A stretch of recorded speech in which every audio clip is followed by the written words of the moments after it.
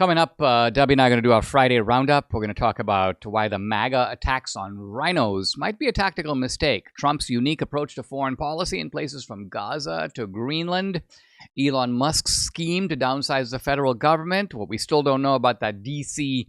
airplane collision, and the curious conflict between actors Blake Lively and Justin Baldoni.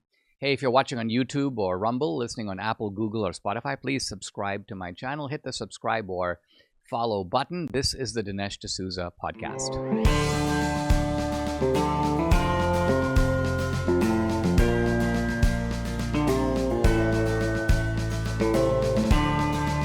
America needs this voice.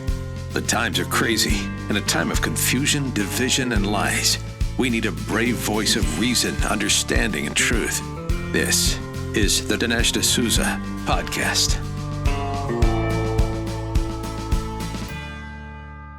Debbie and I are geared up for our Friday roundup. And of course, there's been a ton of stuff that's happened this week.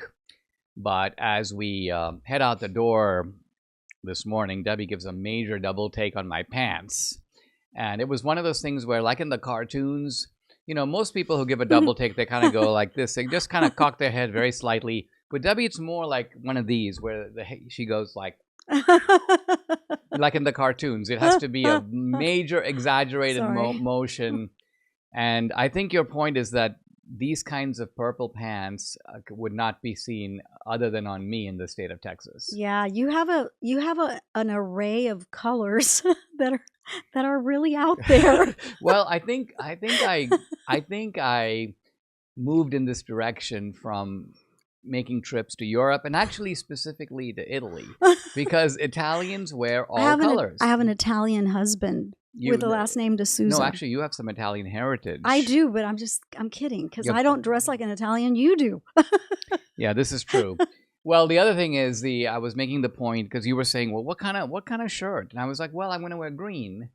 And you're like, is green going to match on purple? And my point was, these are colors in nature. Like you've seen purple flowers, right? On a tree which has green leaves.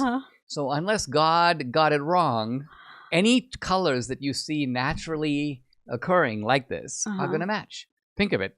You have a brown bark and green leaves. If you wear brown pants and a green shirt, perfect match. That is a perfect match. Yeah, exactly. That one is.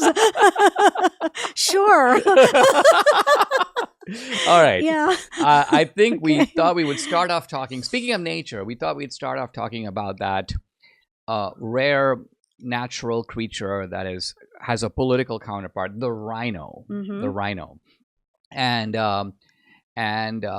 the point that I want to make about all this is that it's a point very relevant, by the way, to these cabinet confirmations, right? By the way, the Kash Patel confirmation has been kicked back about a week. So it may happen toward the end of next week. We're expecting, of course, earlier in the week, the full Senate to vote on the confirmations of RFK and also Tulsi Gabbard. By the way, sometimes on social media, there's misinformation. People go, Robert F. Kennedy made it. He's confirmed. No, he's not confirmed. He was approved by the committee. And you have to get out of committee, go before the full Senate. And that's also true with the plane crash, because immediately upon that plane crash, it was like, oh, yeah, 4 survivors, remember? So you cannot take it, literally.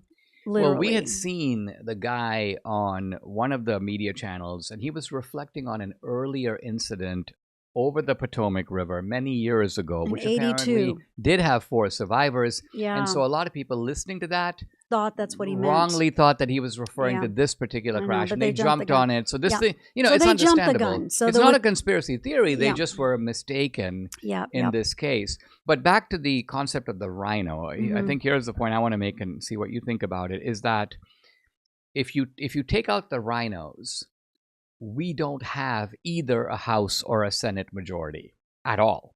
So, in fact, the Democrats do. So if you take the term rhino literally, Republican in name only, ergo, these people are Democrats. If we were to kick those people out of the Republican Party, and they're like, okay, we're not welcome here anymore, we're going to join the Democratic Party, that means that Romney would become a Democrat, right? And maybe Lindsey Graham, maybe not Lindsey Graham, but Romney for sure. Susan Collins. Murkowski, Collins. And by the way, just right there goes our majority in the Senate. It's a 53-47. We've just taken away 3. Well, McConnell's not really a rhino. He has a separate, like resentful beef with Trump. So he's in that sulking mode. So he's a little different. So between the rhinos and the never Trumpers, there you go. Yeah. And then in the House, the same. In fact, the House majority is even thinner. Yeah. You can't afford to lose any. No. And so all you have to do is pick 5 or 6 rhinos, and there you go. The Democrats have the majority. And if they truly had the majority, Hakeem Jeffries would be, it would be terrible, right? So this is another way of saying that if somebody has an R after their name, they are, in fact, on our team. They're not rhinos. There's a reason that they've chosen to be Republicans. Our focus should be on strengthening their spine. Our focus should be on convincing them that, look, you may disagree with the team, your own team, on a couple of issues, but we want you to at least be with us on most of the other issues. I think that should be our approach to the rhinos, instead of a rather... I can sort of understand where the belligerence comes from, because these guys have stabbed us in the back. They've stabbed Trump in the back. And so there's a certain concealed rage over these rhinos. Yeah. But even so, we just have to hold back. We do need them. We need to take a page from the Democrats and unite the way they do. They don't all agree on their, far left communist, Well, like look at how quiet they are right now about Fetterman, right? Yeah. They are not calling him a dino. Yeah. A Democrat in name only. They're That's not right. kicking him out of the Democratic Party. That's right. In fact, they were even very quiet on Menendez. They knew Menendez was a crook. Mm-hmm. They knew he was going to be convicted, but they were like, listen, let's just keep it on the down low until that happens. He may have to ultimately resign, but in the meantime, we need his vote. Yeah, and they don't alienate Cuellar either. We met Henry Cuellar on the airplane from the Rio Grande Valley, the congressman. Yeah, I don't think he's from the Rio Grande Valley. He's from that area, but not the he's from RGV. The border, but not the RGV. Yeah. Gotcha. So anyway, but he votes conservative a lot of the time, and he's still welcomed by the Democrats. And the reason that he's important to them is that they know that on certain party line votes they can count on him. Yeah. So, and in fact, they were able to do that. That's right. We were present, both of us, for the speaker vote on Mike. That's right. Mike Johnson, and we thought, I wonder if a single Democrat is going to vote for Mike Johnson. No.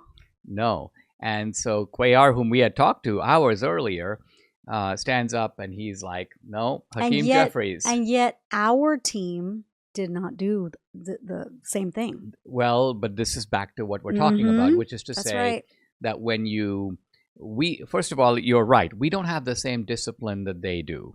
And that is a failure of leadership because is it a failure of leadership, or is it a failure of just ideology? Well, both, I think, because if you have a good leader, that guy is going to sit down with the rhino and say, look, we succeed as a team.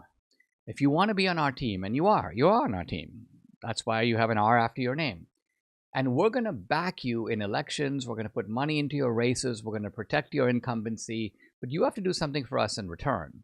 And that is, on certain critical votes where we really need you, we are going to call on you, and we're going to expect you to be a yes.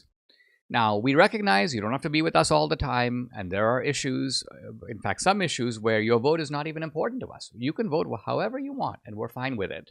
So that's what I mean by making a deal that, speaking in a language that these people can understand. If you start bashing them ideologically and saying things like, you're closer to the Democrats than you are to us, that is not a language that some of these congressmen, as you know, they come up through the business community. They're not even that ideological. Well, but I'm not even referring to the rhino being closer to the Democrats. I'm talking about the rhino who thinks that principled Republicans shouldn't follow suit, And so, like, for example, Romney, I don't think he's he's liberal in anything, is he? No, But he's not liberal, but this principled opposition, by the way, in the Republican Party comes from the right and from the moderates. So as you know, Thomas Massey yeah, is an example on the right of someone who says, on principle, I will not sign this budget. It spends too much money, and I don't care if it's not going to go through. I'm not going to sign it. So you have some Republicans who are not signing it for one reason, and you have other Republicans who are on the right who are not signing it because of a different principle. And we have this on our side. So what a good leader needs to do. Seems like we only have it on our side. Yeah, what a good leader needs to do, again, is soften the edges on both sides, right? And say to the Romneys of the world, hey, we need you on the team, and say the same thing to the Masseys of the world, because there are going to be certain things that are really important to Massey. He has to get some of those things in order for him to agree to this kind of a bargain. So the Democrats are better at this kind of give and take politics. And I think the lesson we want to highlight is they do not push people out of their camp. Have you seen the news from economists forecasting a depression, not recession, depression by the year 2030? We seem to be in a perfect storm as Social Security and Medicare hit a breaking point. With the largest generation hitting retirement, a smaller workforce means a smaller tax base.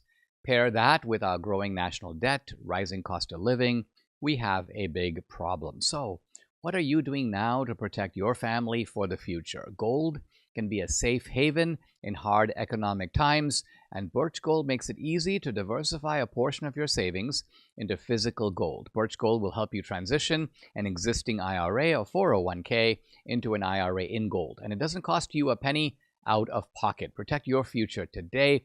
Text Dinesh to 989898. Get your free information kit on gold and a copy of The Ultimate Guide for Gold in the Trump Era with a foreword by Donald Trump Jr. There's no obligation here, just information. Debbie and I buy our gold from Birch Gold. You can too. Text my name Dinesh to this number, 989898 today. Grand Canyon University, a private Christian university in beautiful Phoenix, Arizona, believes that we're endowed by our Creator with certain unalienable rights to life, liberty, and the pursuit of happiness. GCU believes in equal opportunity, and the American dream starts with purpose. GCU equips you to serve others in ways that promote human flourishing and create a ripple effect of transformation for generations to come. By honoring your career calling, you impact your family, your friends, and your community. Change the world for good by putting others before yourself to glorify God. Whether your pursuit involves a bachelor's, master's, or doctoral degree, GCU's online, on-campus, and hybrid learning environments are designed to help you achieve your unique academic, personal, and professional goals. With 340 academic programs as of September 2024, GCU meets you where you are and provides a path to help you fulfill your dreams. The pursuit to serve others is yours. Let it flourish. Find your purpose at Grand Canyon University. It's private, it's Christian, it's affordable. Visit gcu.edu. gcu.edu. We want to talk in the second segment about Trump's foreign policy and specifically Gaza. I want to kick this off by quoting Netanyahu from his trip this week to Washington. He made a kind of a wry observation about Trump. He says, one of the things about Trump is he comes out with something and he goes, people's first reaction is, he's crazy. They go, this reaction, no one's ever thought of this before. Only Trump could come up with this. It's nuts. And then he goes, and then the same people over the next subsequent days or weeks scratch their heads and they think about it some more and they look at it a little more closely. And then they go, well, I think he may be right.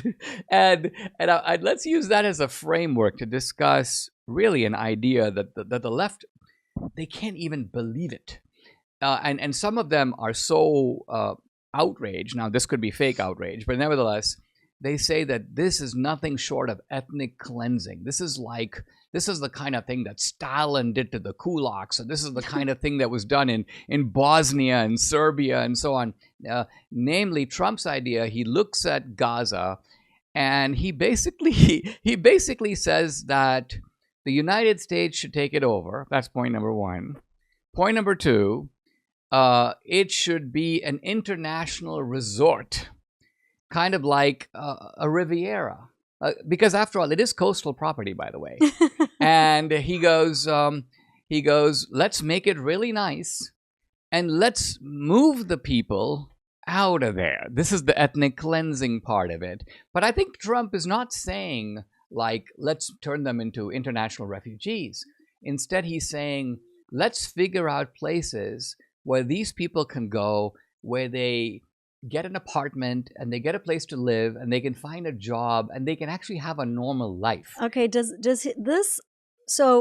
does he want to clean it up for them later, like for them to come back to Gaza? No. So he basically just wants Gaza for a tourist destination. Is that right? I think this is what. Let's just flesh out the idea before we even say whether it's good or bad or comment on it. And I think his idea is this: you've got these people, and perhaps this is a place that their ancestors have been, for centuries, but Trump is not buying into the idea that somehow we're genetically attached to the land. It's kind of like, let's say I grew up in India, right? And I grew up in this village, and I really like the village, and it's the only place I know. But a massive tsunami comes through and levels every building in the village. It's all shattered, and it's all down to the ground. And then somebody says, hey, Dinesh, why don't you come live in Virginia? There's a nice apartment here. You have a job. What I'm getting at is I would see that as an opportunity. I would see that as the place I used to live in is gone. Mm-hmm. It's no more. If you look at a picture of Gaza right now, it looks like a Dresden after World War II. Mm-hmm. So the idea that somehow, you have to, like, these people are not going to move anywhere. They have to live here because this is their home. I mean, this is part of the indoctrination and habitual way of thinking. And I think what Trump just is so out of the box that he takes something that is an ingrained assumption and he asks why. How does that come to play with Bible prophecy? You know where I'm going with this. Well, I do know where you're going with this, and I think where you're going with this, so let's spell it out, Mm-hmm. is that Judea and Samaria are, in fact, part of Israel, right? They're part of greater Israel, if you want to use that term, but they're part of Israel. They're part of the Old Testament. It's not that the Old Testament had somehow carved out these two places and said, no, this is for some other people, not for the Israelites. No, this belonged to the Israelites, part of the Israelite kingdoms of Judah and of Israel. I don't think Trump is, of course, thinking this way. There are some people who think that conservatives and Republicans are always thinking in apocalypse. I think Trump is thinking like a real estate developer, and just he sees America as like a giant corporation, and he sees these places in real estate terms. Like, what is the value of Gaza right now?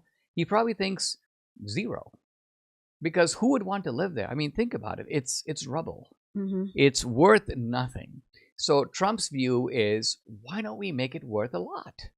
And we, the United States, will invest in it, but to invest in it, and this is where actually Republicans are different than Democrats, and Trump is different even than Republicans. The typical George Bush Republican would say, we will rebuild it and you have it. No. And change the hearts and minds of the people living there. Exactly. We'll export democracy to the Palestinians. Trump is like, no, you want us to rebuild it? It's ours. We take it. We now run Gaza, but we run it like an international resort.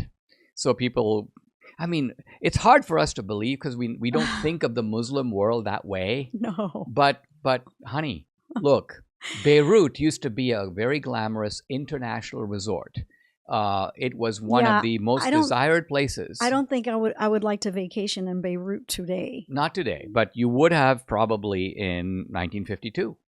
And honestly, even Tehran, under the Shah, Tehran was chic, and they had beautiful stores, and there was if you look at photos of old Iran, it's hard to believe that we have been living in 40 years of this Iranian revolution of the mullahs, and they have given a whole new coloration to the Islamic world. Mm-hmm. It's now defined by resentment, bitterness, suicide bombing, and I think Trump doesn't buy into any of that.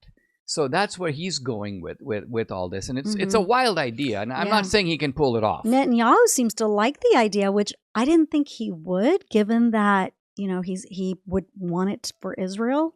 I think he knows that Trump's heart is so close to Israel that Trump would never propose anything other than something that he saw as raising the value of the Jewish state. Not to mention later on, wink, wink, we could gift it back to them. Well, there I go again, thinking in biblical prophecy. In terms of biblical prophecy, yeah.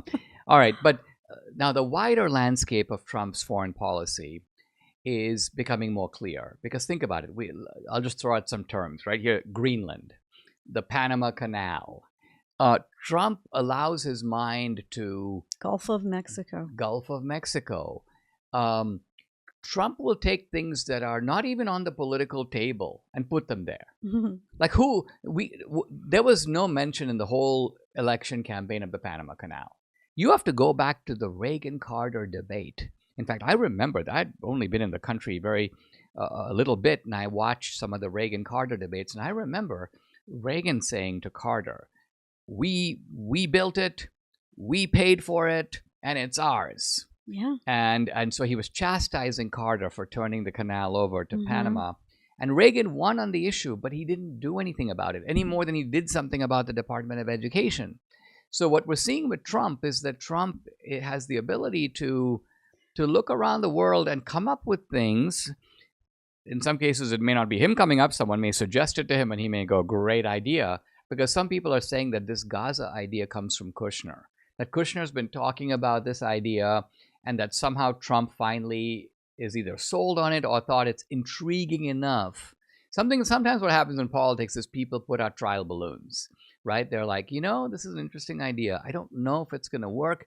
Let me put it out there, see what comes back, and then I can take stock and reevaluate. That may be what's going on with the Gaza idea. Do you really think those barbaric, horrific monsters are going to go for this? Well, the ordinary Palestinians have been subjected to unbelievable indoctrination. But doesn't Hamas run this place? They have been running it, but their military power is very low right now, right? So imagine, let's just say that at Trump's urging, countries like Jordan, Egypt, United Arab Emirates were to make an offer. Move out of Gaza, and if you have a family of 4, you will get a 2-bedroom apartment. Think of it. These are oil-rich countries. They can do stuff like this. You have a 2-bedroom apartment and a job, and you can live in a Muslim country. You're not going to be somehow forced, and you're not going to be under the thumb of Israel. You will be on Islamic land, something you've always wanted, and you just won't be in this particular place. So if you have some, fanatical attachment to that land and you refuse to leave, fair enough, you can stay. But there is a better life waiting for you, and it's being made available to you. But what is the incentive for Jordan and all these other countries to do this? I really don't see an incentive. Well, the incentive is simply, first of all these countries profess to care deeply about the Palestinians. Second of all, they have the means to do it. And third of all, these countries are not overpopulated. There's plenty of work to be done. In fact, a lot of them import labor from India. They import labor from other places. The Palestinians, as a people, are pretty smart, because you'll even find, you go to a place like Silicon Valley, you'll find a surprising number of Palestinians. You and I have been reading books on monetary policy. One of the guys who writes about Austrian economics is a guy who lives in Gaza, believe it or not. I was a little stunned because his politics... He actually lives there now? He's involved with Gaza because he... How do you think the Palestinians... Because, as you know, we talk about this a lot. When Venezuelans move to another country, they are always Venezuelans. I mean, that is first and foremost what they are. Right. Right? How do you think it's going to work for Palestinians to move to Jordan? Well, I think that there's a key difference, and that is that the Venezuelans have an attachment to Venezuela that actually goes back centuries. The weird thing about the Palestinians is that there were no Palestinians really until modern times. The people who lived in that region were farmers, but there was no place called Palestine They didn't see themselves as Palestinians. They didn't use that term, which is an old Roman name. And so essentially what happened, and this sometimes happens, is that you have the consolidation of a Jewish national identity, Israel, and the Palestinian identity coalesces in response to that or in conjunction with that. So the Palestinian is a very new invention to that degree, somewhat similar to people who would say of me, Dinesh, I'm an Asian American. I'm not really an Asian American. No one in India sees themselves as Asian American, right? We inhabit the same continent with the Filipinos and the Chinese, but we're not even like them in any respects. And so, but when I come to America, it's a different way of thinking. And so since Asia is seen in a continental way, I have to check the Asian American box. I've never been all that comfortable with it, but I do it. And so if someone were to tell me, Dinesh, you are now ceasing to be an Asian American, I'm like, great. So what? I really never was. That's true. For years, customers have been asking if MyPillow sells cross necklaces like the one Mike Lindell proudly wears every day. Well, they're excited to announce that Mike has partnered with a jeweler right here in the USA to create beautiful sterling silver My Crosses. You can save 30% today using promo code Dinesh. Call 800-876-0227 or go to mypillow.com. Now, you can choose from the women's or men's style. The My Cross for women, it has a more delicate look. It's reversible with mother of pearl style translucent white enamel on one side and onyx style black enamel on the other. The My Cross for men has a slightly larger cross with onyx-style black enamel and a slightly longer, thicker chain. This amazing offer, 30%, won't last long, so order now. Call 800-876-0227 or go to mypillow.com. Don't forget to use the promo code. It's DINESH, Dinesh. I've been talking all week about the Elon Musk directed enterprise of exposing waste and fraud in the government and the massive Democratic freakout over it. What's your take on this expedition, which, is operating alongside the government? It's part of the government, and yet it has a certain independent status. This is part of what is, I think, making some people nervous, including some people probably on our side, which is what is the precise status of DOGE? Mm-hmm. It's not part of these agencies exactly. It's authorized by Trump. Evidently, it is a modified version of something that existed under Obama. Obama had some kind of an organization, obviously, as you and I know, nefarious. It cannot have been up to any good. I was going to say, what wasn't nefarious about Obama? Right. So I think what Trump did is he's like, here's an existing framework. Let's just rename it DOGE and turn it over to Elon Musk. But I think really what is remarkable about this is, unlike the Grace Commission, which I've referred to under Reagan, the Grace Commission had its own office. It operated almost as a kind of auditing agency. And it prepared a report, which, as you know, these agencies are expert at avoiding, ignoring, not implementing, bureaucratic inertia. With Elon Musk, it's totally different because he seems to have a carte blanche, open permission from Trump. Go inside these agencies, get a hold of the levers of information so you can really see what's going on.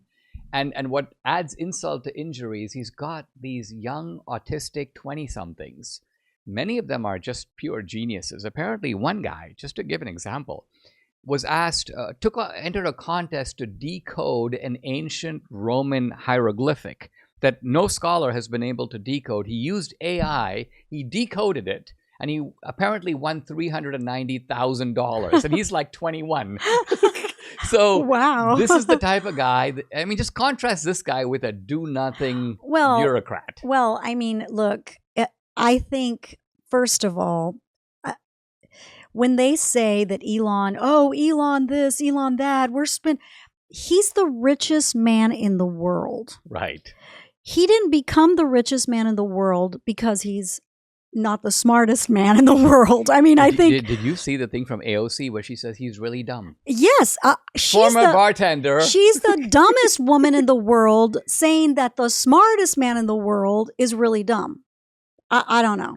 I don't think you can even take that seriously. You really can't. It's hard to know how to even react to that, right? Here's a guy who's putting rockets into space, going to Mars. Here's a guy who's made he one-upped all the environmentalists by making the most successful type of electric car. Yeah. He's got a company. The Boring Company is doing its thing. That's right. You've seen all the stuff where he's got people who have disabilities, who are paralyzed and now able to move the mouse with their mind. No. So this guy is it's very hard in the world to be unique. Pure genius. And he is unique in a way. It's hard to even think of historical analogies for Musk. But in any event, back to the deployment of the little paratroop division of these autistic kids.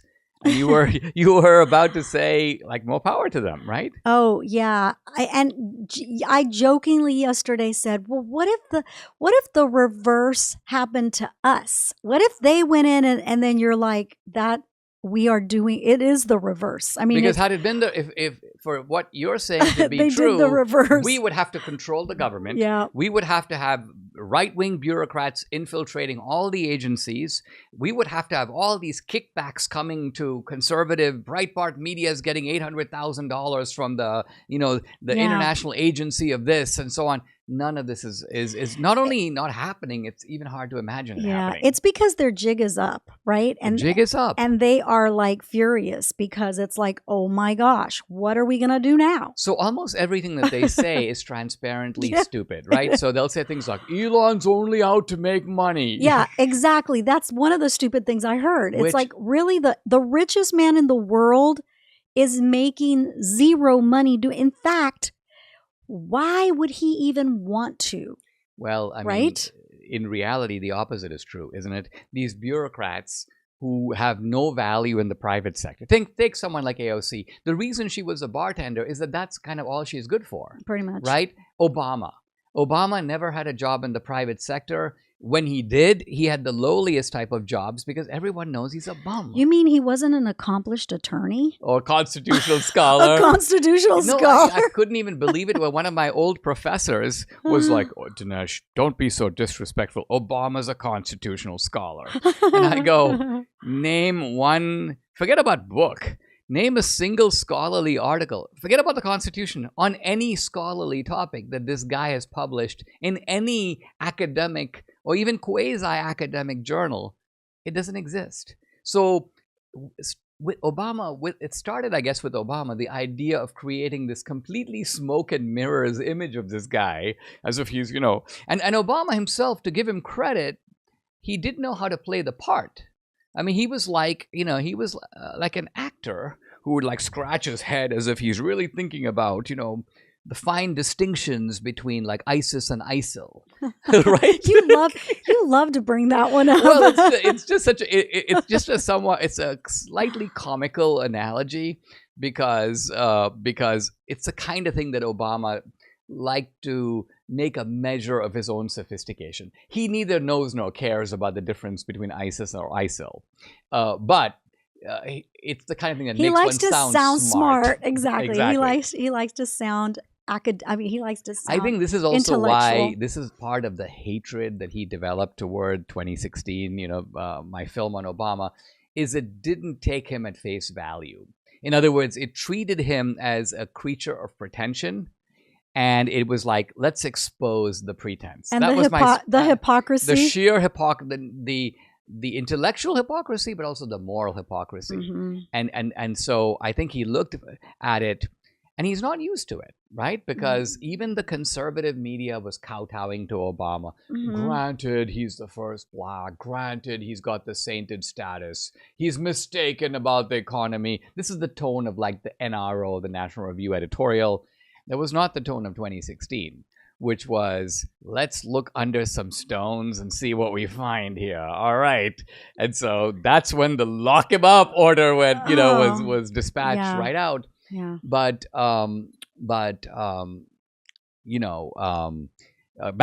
to government and back to the expose. I'm hoping that this will produce, number one, real enduring public awareness about the Democratic Party. And that it's become a massive thievery scheme. Mm-hmm. We saw a really good video today. Yeah. I think the guy's name was Isaiah Carter. Yeah. And he was just letting them have it, and he was doing it for someone. I suspect this guy was a Democrat, because he was essentially, there was a wounded aspect to what he was saying. Like, I never knew you people were all thieves. I can't believe I was had by you. Right. And I'll never be fooled again. And this is, by the way, very, it's very consistent with a theme that we have hammered through in exposing the history of the Democratic Party, which is these are gangsters. Even when you go back to their days of slavery, they love the idea of getting people to work for them for free. From Jackson Andrew to Jackson. Later on, Biden. the collaboration of the Northern Democrats with people like Van Buren. Yeah. It was ultimately a racket from the beginning. Now, there might have been honest Democrats, or, probably Truman, I suppose, and there are a few others. But Wilson and FDR, are you Wilson, kidding? FDR, the worst. And then in recent times, they're pretty much all, you can make some distinctions between Bill Clinton and Hillary, but together, they're running a racket. No question about it, right? John Kerry, even though he didn't make it to the presidency, he's been running his own racket. Al Gore, another racket. Obama, Biden.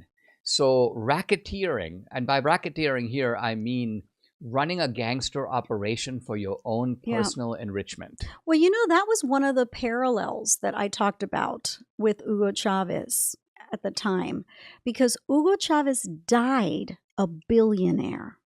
Think about that. He stole from the people of Venezuela. You'd show me pictures of his daughter, who was like at the, on the runway in Milan with designer outfits. So she inherited that wealth. Exactly right. Yeah. And so this is using the slogans of equality and caring for the poor, social justice. All the while cleaning out the bank, emptying people's pockets, robbing the treasury, basically, looting the treasury for your own benefit.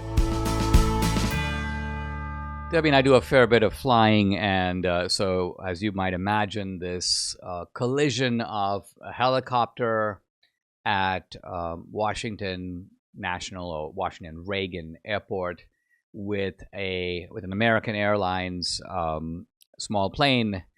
With a death toll, I believe 67, isn't it? That's right. This is something we've been concerned about and talking about, in part because, we were in D.C. Yeah, we fly out of that twice. airport. You love that airport. And because of its proximity. Yeah. It's so close to D.C. But the funny thing is that every time we fly there and I see the Potomac, I think of that disaster in 1982 where, the people were clinging to life from those ice I don't, what do you call them? The floating ice floes. Floating. Yeah. And like 4 or 5 people survived that one, and it was horrible. Every time we fly through that Potomac River, I think of that. And so, I think what it is that there are a few airports in this country, and I think of Washington Reagan and San Diego as examples, where the airport is sitting either right in the city or just immediately adjoining it. And so when you fly in, you see yourself, by and large, just skipping over tall buildings. And then down you go and you're on the ground. That's not normal because, by and large, think of the Denver airport. Yeah, but I think even worse than that, because I think the buildings, obviously, if something goes wrong with the plane, bad, right? But DCA is a little bit unique in that there are training missions going on all the time with these helicopters. Right. I when we've flown into there, I have seen the helicopters kind of far away, and I kind of always think, well, that's kind of ew, because they're really so close. Yeah, I don't understand why they need to fly in and around an airport of all places. Because think about it, in an airport you can say all you want. Airplanes are gonna, airplanes fly over 10,000 feet and then helicopters fly at 400 or 300 feet. Well, obviously, at an airport, airplanes descend. So airplanes fly at every altitude as they come down toward the ground. They're going to cross the path of the helicopter. They have to come down to 300 feet, That's a mathematical 200 feet, inevitability, feet. Yeah, right? Exactly. Now, I don't really know what went wrong here. There's a lot of speculation, and some of it quite idle, automatically assigning blame. Oh, it was the DEI woman flying the plane. Although I focused on DEI, I'm making a more general point, which is that DEI corrupts the merit standards of an industry and produces a certain type of intellectual and operational sloppiness, mediocrity that then filters through the organization, right? You just don't expect the highest standards because you're looking at something else. You're measuring some other criterion. So it is relevant to explore the connection, the DEI connection, but it's not a one-to-one connection. Right. Yeah. No, and of course, it also gives way to a lot of really dumb conspiracy theories, which we need to stay away from because people always think that we're crazy, that we're always coming up with What's an example of what you're thinking about? Oh, they're like, oh, it was on purpose. Somebody was flying, the helicopter was on a suicide mission. That kind of thing. It's like, yeah, that is, I mean, with all these things, the way to think about this is you start off with what is the prima facie plausibility of this, right? In other words, if the helicopter pilot's name was Muhammad, we'd have to consider that possibility, right? No, for sure, yeah. But and I asked you, I was like, because remember we've talked about this before. I said they are going to allow a deranged Muslim pilot at some point. He will fly our planes because you cannot say no just because you belong to that religion, right? And there are radicalized Muslims, and you just don't know where they are or if they've been radicalized or not. So that was my fear. And what are the chances that throughout the airline system we have some infallible filtering system to identify those people?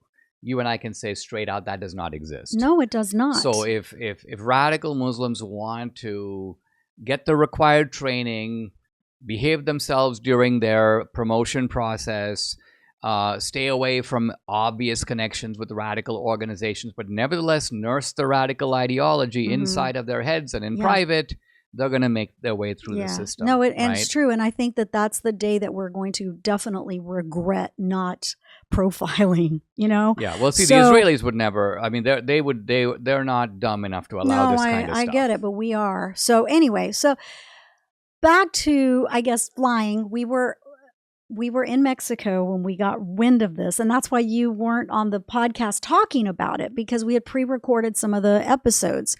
On the flight to Mexico, we were, and by the way, a lot of people are, oh my gosh, you're going to Mexico. It's so dangerous. Yes, it is dangerous. A lot of places are dangerous, but where we go, it's a little cove that is very safe. It's in a private gated area. We never go on any deserted roads at any point in time.